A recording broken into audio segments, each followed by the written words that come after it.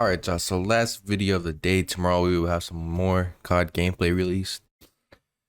So I had like a few people ask me how to set up my webcam, hand cam, whatever you want to call it. Now this can be used for console players, controller, or keyboard and mouse. So usually you might want to go with a Logitech C920. It's a very popular webcam out there. Now it's not the best, obviously, for face cam and all that, but it'll do the job, obviously, because I have used it before. But hand cam, it does nicely, no problems with it.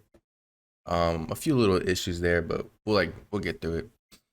And yeah, so I'm gonna show you guys the webcam. Alright, so this is the one that I have. It's not the X version, it's just the Logitech C920.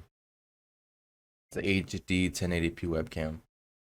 And you can find it for different prices, as you can see. I don't know why it says 71, it's 650. But yeah, you guys get the gist of things. This is pretty much all it is. Now if you're going for a nice quality, then you're gonna have to get like a Sony camera and plug it in through via USB. People do that way as well, but this is only for hand cam, so it doesn't have to be the best camera.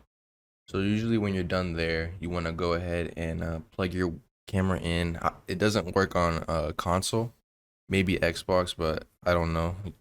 You would have to search that up on a separate video. But once you get your camera, you want to plug it in and then go to add source here and then choose video capture device. Now once you add it, you can make a name for it. And then it should be the Logitech right there, and you just select it and make source visible and press OK. So now once you get it, you should obviously have your camera set up. Now I bought a webcam border. It came in like a bundle with some other stuff, so that came with that.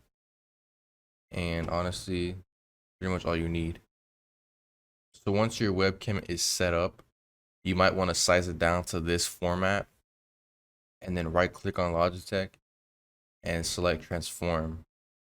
Now when you transform, the webcam is probably going to end up being flipped upside down, so you want to flip it vertically.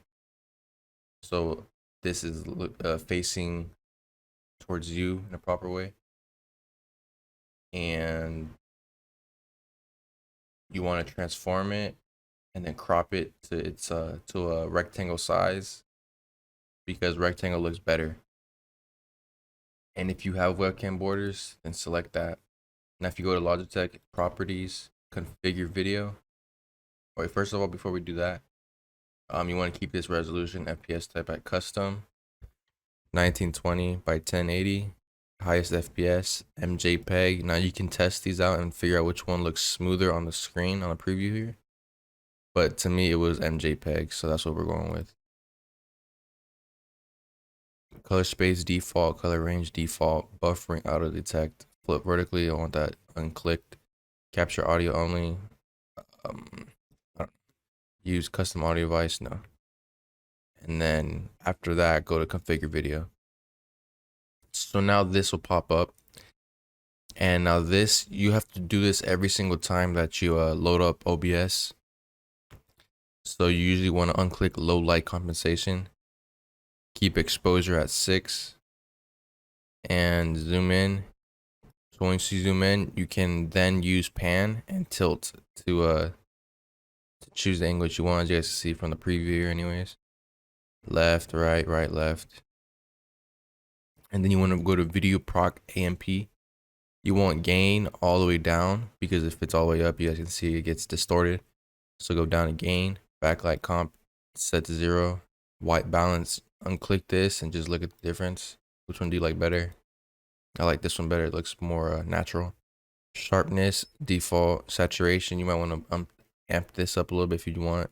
Personal preference. Contrast, you leave that alone. Brightness, you can leave that alone. Sometimes you might want to go down a little bit, but nothing too crazy. And that's pretty much it. So remember, every time you do load up, you have to right click Logitech, go to properties, and go to configure video every time you load up, because for some reason OBS doesn't have a way to save it, neither does Streamlabs. So I mean, at that point, it's probably just dumb as fuck. So screenshot it.